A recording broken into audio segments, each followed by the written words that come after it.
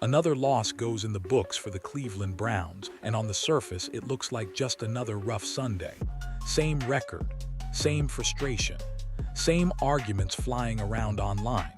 But here's the thing most people missed: this game wasn't what the box score made it look like. Not even close. Because if you actually watched what happened snap by snap, you saw something that doesn't fit the narrative at all. You saw Shedeur Sanders doing exactly what critics have been demanding for weeks, and still getting questioned anyway. This wasn't a wild stat-padding performance. No jaw-dropping numbers, no fake highlight inflation. What this was, quietly, was growth, real growth. The kind that only shows up when a quarterback starts fixing problems instead of arguing about them. Faster decisions, fewer sacks, smarter situational play, composure when things broke down around him. All the stuff people claim they want to see from a young quarterback. And yet, the reaction told a different story. Instead of acknowledging the improvement, the conversation immediately shifted to what went wrong. Interceptions without context, missed opportunities without mentioning the chaos, as if progress only counts when it looks perfect on paper. That's where this game becomes interesting, because this wasn't a collapse. It wasn't a blowout. It was a 3-point loss in a game where one broken sequence before halftime completely changed the outcome. A game where injuries stacked up, protection broke down, the margin for error vanished, and still, the Browns were right there. So the real question is whether Shedeur played a flawless game. He didn't. The real question is why steady improvement suddenly isn't enough anymore. Why correcting mistakes doesn't seem to move the needle. And why a quarterback doing what he said he'd do is somehow still under a microscope. Because once you start pulling that thread, this stops being about one loss and starts becoming about how quarterbacks are judged, who gets patience, and who doesn't. And that's where this story really begins. This was one of those games where the box score tried to tell a clean, simple story and completely failed. If you only glanced at the numbers, you'd probably shrug and move on. Another loss for the Cleveland Browns. Another game where the quarterback didn't light up the stat sheet. Case closed, right? Not even close. Because when you actually watch what Shedeur Sanders did on the field, the stats stop making sense as a measuring tool. This wasn't a game built for inflated numbers. This was a grind-it-out matchup against a disciplined, physical Buffalo Bills defense that thrives on forcing young quarterbacks into mistakes. And that context matters more than raw totals. Shedeur wasn't asked to play hero ball. He wasn't gifted short fields or busted coverages. Instead, he was operating in tight windows, long yardage situations, and sustained drives where one wrong decision kills momentum. That kind of football rarely produces eye-popping numbers, but it absolutely reveals growth. The biggest thing the stats won't tell you is how much faster the game looked for him. The ball was coming out quicker, reads were cleaner, decisions were more decisive. For weeks, the loudest criticism was that he held the ball too long and took unnecessary sacks. In this game, that narrative didn't hold up. The tape showed intent, adjustments, a quarterback actively fixing what he's been criticized for. And yet, because the final numbers didn't scream dominance, those changes were ignored. That's the trap of box score evaluation. It punishes quarterbacks who play within structure and rewards chaos. If Shedeur had forced throws trying to chase stats, the criticism would have been immediate. Instead, he stayed disciplined, and somehow that discipline worked against him in public perception. There's also the reality of what was happening around him.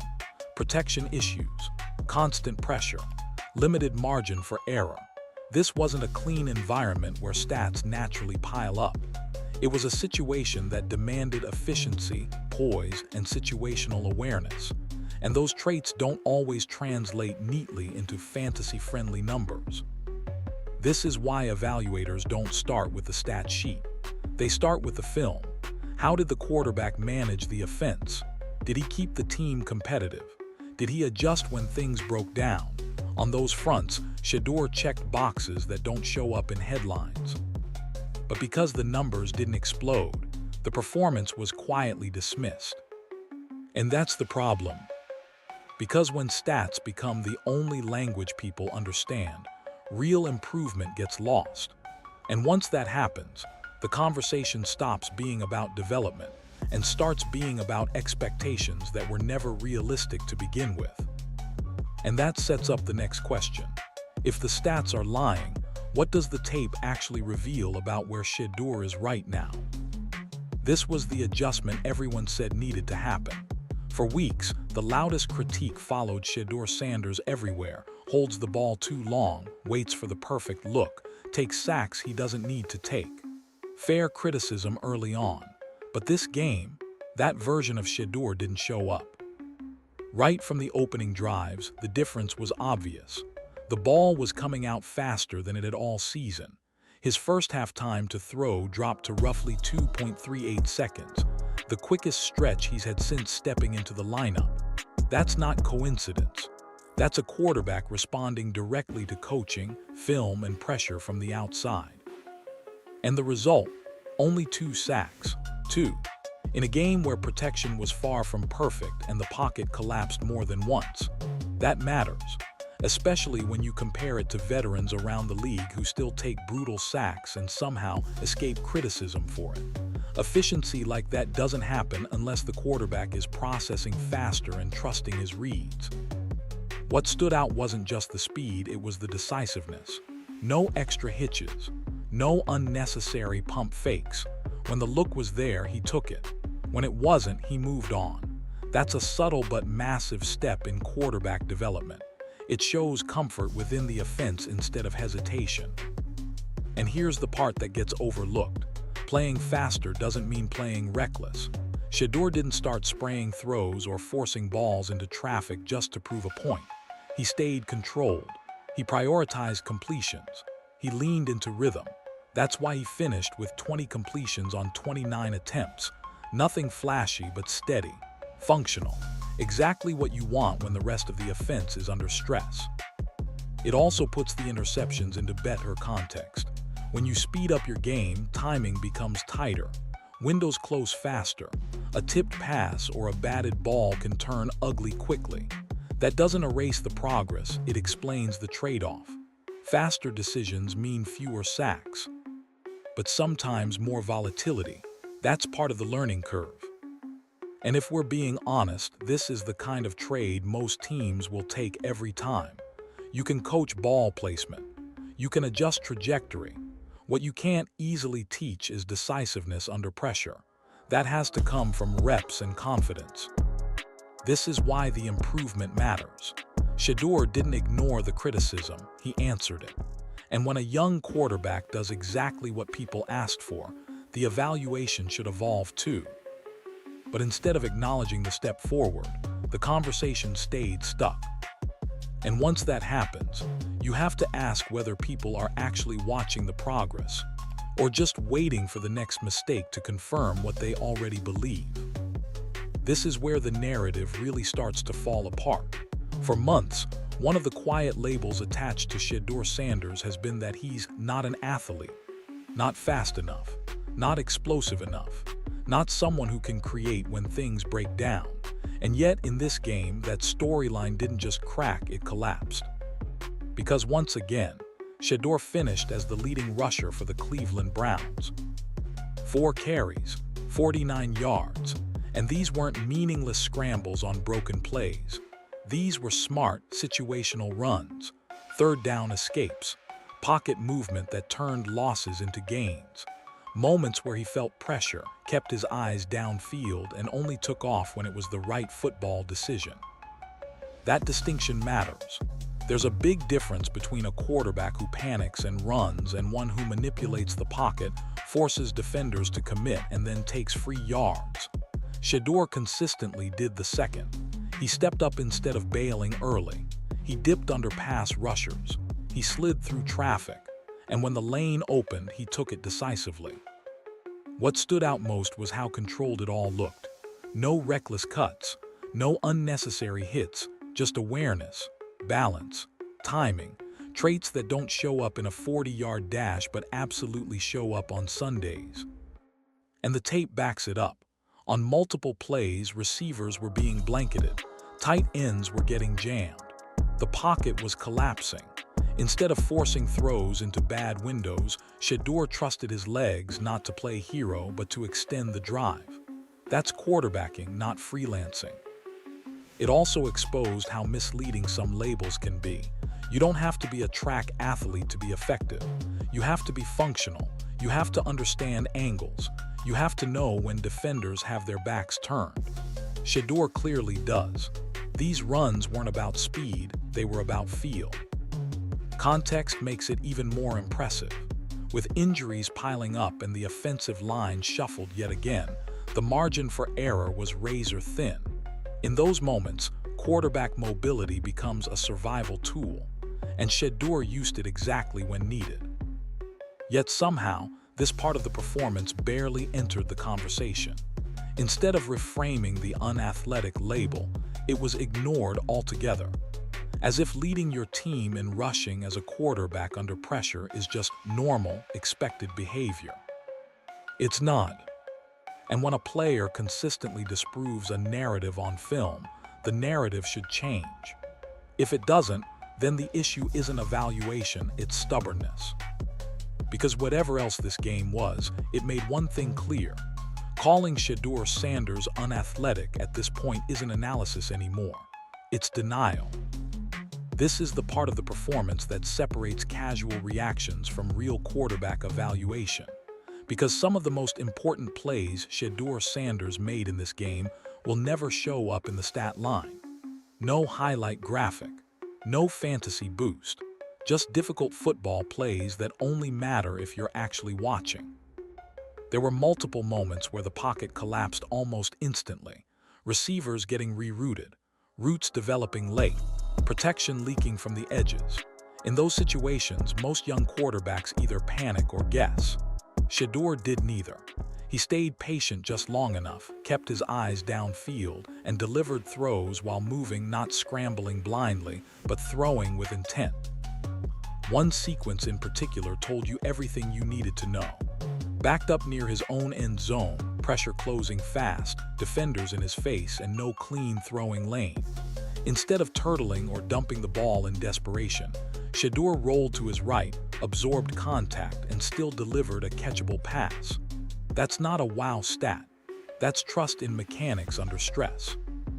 These are the throws scouts and coaches rewind multiple times. Balance while moving, shoulder alignment, vision while bodies are flying around him. The ability to stay composed when the play has already broken down. Those reps matter more than easy completions against soft coverage. What makes it even more impressive is the context. This wasn't a clean pocket game where he could set his feet and operate comfortably. The Cleveland Browns were constantly adjusting protection, rotating linemen, and dealing with pressure looks designed to confuse a young quarterback. And yet, Shedeur consistently found ways to make something positive happen without forcing disaster. It also exposed a misconception about quarterback play. A lot of fans equate good throws with wide-open receivers and perfect platforms. That's not the NFL. The league is built on discomfort. Windows are tight, timing is rushed, and quarterbacks are judged by how they handle chaos, not how they look when everything is perfect. Shedeur showed repeatedly that he can function in chaos. He didn't abandon fundamentals. He didn't start drifting unnecessarily. He didn't turn every broken play into a risky gamble. He chose survival when needed and aggression when it made sense. And here's the frustrating part. Because those throws didn't end in touchdowns or huge gains, they were largely ignored. But in reality, they were proof of concept plays. Evidence that the foundation is there. Evidence that when the environment improves, the production will follow. Box scores reward outcomes. Film reveals capability. And if you're trying to answer the real question, whether this is a quarterback you can build around, these are the throws that matter most. This is where most of the noise came from, and it's also where context got thrown out the window. 2 interceptions on the stat sheet were all some people needed to stop the conversation. But when you slow the film down and actually examine what happened, the reality around Shedeur Sanders looks very different. Let's start with the first one. This wasn't a reckless throw into traffic or a panicked decision under pressure. It was a timing route out of the backfield, thrown with anticipation. The ball arrives slightly behind the receiver, who still gets both hands on it. Instead of falling incomplete, it pops straight up in the air and gets picked off by a veteran defender from the Buffalo Bills. That's unfortunate. It's also football. Tipped balls turn into interceptions every single Sunday. Could the placement have been cleaner? Sure. Shedeur would tell you that himself, but this wasn't a bad read. It wasn't a forced decision. It was a fraction of a second error that got punished in the worst possible way. Those are the types of plays that show up in rookie film, not red flags on a scouting report. The second interception tells a similar story. Pressure comes through the line, a defender gets his hand up and the ball gets batted at the line of scrimmage. It floats. A defensive lineman hauls it in. End of play. That's not a quarterback losing the plot. That's the reality of throwing against NFL athletes with elite length and timing. In fact, this is where the conversation usually gets dishonest. Not all interceptions are created equal. Some come from late reads and tunnel vision. Others come from aggressive but correct decisions that simply didn't bounce your way. These fell squarely into the second category. There's also the matchup to consider. Facing a defense that thrives on disruption means windows are tighter and mistakes are amplified. And when you're actively speeding up your game, getting the ball out quicker, trusting timing, you're accepting a different type of risk. Fewer sacks, fewer negative plays, but occasionally more volatility when defenders get a fingertip on the ball. That's part of the trade-off. What matters more than the interceptions themselves is what happened afterward. No panic, no unraveling, no sudden hero ball trying to make up for it. Shedeur came back out and ran the offense the same way. Same pace, same poise, same willingness to take what was there. That response is the real evaluation point. Because interceptions will happen, even to great quarterbacks. What separates players is whether they compound the mistake or absorb it and move on. On this tape, Shedeur did the latter. And when you judge interceptions without context, you miss the most important part of the story, how the quarterback handled everything that came after. This is the part of the story that almost never gets enough attention, because it's easier to blame the quarterback than to confront the dysfunction around him. But if you're being honest about this game, you can't evaluate Shedeur Sanders without addressing what was happening everywhere else on the field. The Cleveland Browns walked into this matchup already shorthanded, key defensive starters missing, offensive weapons unavailable, and most importantly, the offensive line was once again held together with tape and hope. This was their 9th different offensive line combination. Backup center, backup right guard, backup right tackle, in some cases backup to the backup. That's not adversity, that's chaos. And then came the moment that completely shifted the game. A routine field goal opportunity right before halftime. Free points, momentum on the line, and the Browns couldn't even get the snap off cleanly. No kick, no points, just confusion. That single sequence ended up being the difference in a 3-point loss. That's not on the quarterback. It didn't stop there. The loss of the team's primary running back mid-game ripped the engine out of the offense. Suddenly, protections changed. Play calling tightened. Defenses stopped respecting balance. And yet the offense still moved. Drives still happened. The game stayed close. That only happens when the quarterback is keeping things afloat. This is also where coaching decisions come under scrutiny. There were moments, especially in short yardage situations, where the play calls made things harder than they needed to be. Fourth and manageable situations that turned into pass-heavy looks without proper protection. Situations where the margin for error vanished entirely. That's where people start pointing fingers at Kevin Stefanski, and not without reason. Despite all of this, the Browns lost by 3 points. 3, against a strong opponent. In a game where nearly everything that could go wrong around the quarterback did go wrong. That matters. Context matters. What's frustrating is how often that context disappears in post-game debates. Instead of asking how the quarterback survived that environment, people ask why he didn't do more. As if quarterbacks are supposed to overcome broken structure every single week without consequences. This wasn't a collapse led by the quarterback. This was a team failure that he was trying to stabilize in real time.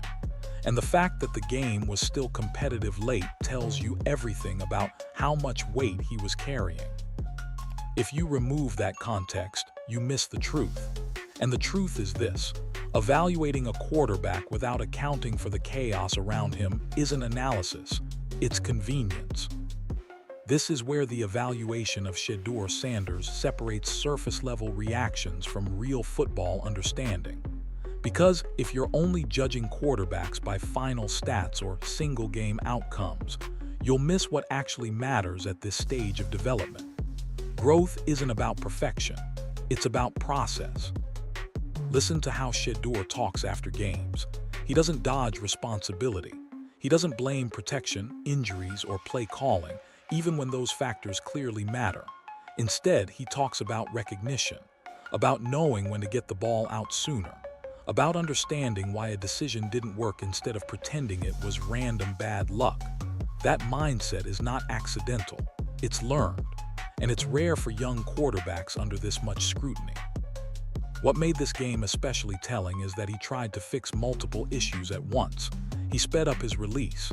He trusted timing routes. He avoided unnecessary sacks. And when he did all of that, the results didn't always cooperate. A tipped ball here, a batted pass there. Suddenly, the stat sheet punishes him for doing the very things people demanded he improve. That's the uncomfortable part.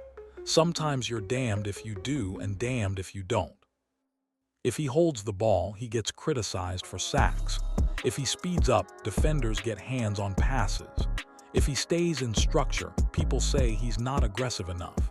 If he extends plays, they say he's doing too much. That tug-of-war is exactly where young quarterbacks are tested mentally. And this is where Shedeur showed something important: he didn't spiral. Instead of chasing results, he stayed locked into the process. Same body language, same pace, same willingness to take the next snap. That matters more than fans realize. Because quarterbacks who obsess over results tend to force throws, abandon mechanics, and unravel. Quarterbacks who trust the process keep stacking reps until the results catch up. And that's what's happening here, whether people want to admit it or not. You can see adjustments from week to week, faster decisions, better pocket movement, smarter situational choices. Those aren't accidents. Those are signs of a quarterback internalizing feedback and applying it in live action. The irony is that this is exactly what coaches and evaluators look for behind closed doors. Not perfect games, not highlight reels, but accountability, adaptability, mental toughness when improvement doesn't immediately pay off. This performance wasn't about proving he's finished product. It was about proving he's buildable, that he can handle criticism without folding, that he can change his game without losing confidence, that he can absorb frustration and still lead. And when you step back and look at it through that lens, the takeaway becomes clear. The results may fluctuate, the wins may take time, but the process, that's moving in the right direction. And for a young quarterback in chaos, that's the part that matters most. When you strip everything down, this game wasn't about a win or a loss. It wasn't about a passer rating or whether the stat line looked pretty enough to post online. It was about trajectory. And that's where the conversation around Shedeur Sanders keeps missing the mark. Because if you zoom out and look at the full picture, the pattern is clear. Week to week, the same issues critics pointed out early are being addressed. The ball is coming out faster. The sack numbers are coming down. The decision-making is sharper. The pocket movement is more controlled. The situational awareness is improving. Those are not small things. Those are foundational traits that determine whether a quarterback survives long-term in this league. Yet somehow, the reaction hasn't evolved with the tape. The goalposts keep moving. Improvement is treated like a baseline expectation instead of progress earned under pressure. And that's where the evaluation becomes less about football and more about preconceived ideas. This wasn't a perfect game. It wasn't supposed to be. Development rarely looks clean, especially in an environment this unstable. A shuffled offensive line, key injuries, missed opportunities that had nothing to do with the quarterback. And still, the game came down to a handful of moments.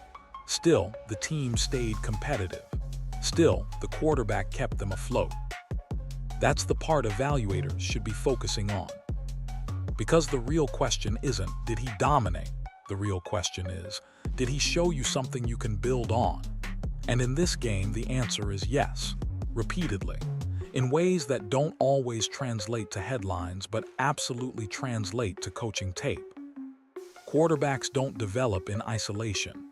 They develop through reps, feedback, adversity, and adjustment. This performance checked all 4 boxes. He took criticism, made changes, faced new challenges, and didn't lose composure when things didn't bounce his way. That's not noise. That's signal. At some point, the conversation has to catch up to what's actually happening on the field. Because if steady growth under chaos still isn't enough to earn patience, then the standard was never really about performance to begin with. And that's the uncomfortable truth this game exposed. You can argue about grades, you can debate stats, but when you watch the tape honestly, one thing becomes hard to deny. This looks like a quarterback learning how to survive the NFL in real time. And once that process clicks all the way, the results everyone is waiting for usually follow. The only question left is whether people are willing to recognize that before it becomes impossible to ignore.